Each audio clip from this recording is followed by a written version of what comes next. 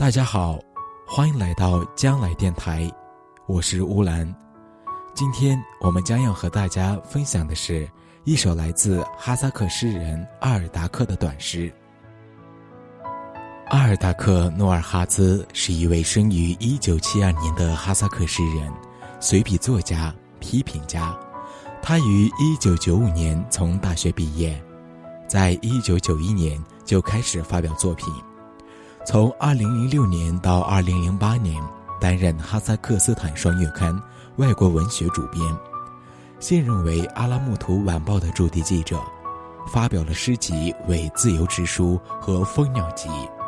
努盖兹也发表了文学批评集，在现代哈萨克诗歌里和短篇小说集《横线与原点》。现在我们将为您朗诵这些诗歌的其中一首《鸟》。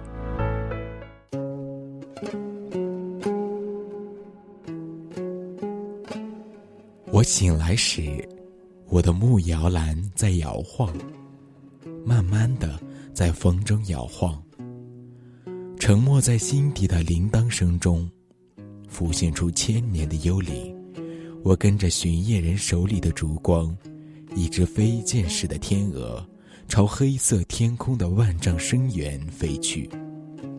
耳旁风在呼唤，扑过来的是消失在大漠中的琴音，骆驼的摔跤声和干枯的沉思。我睁开眼睛，一只小鸟飞过来，鸟在地鸣。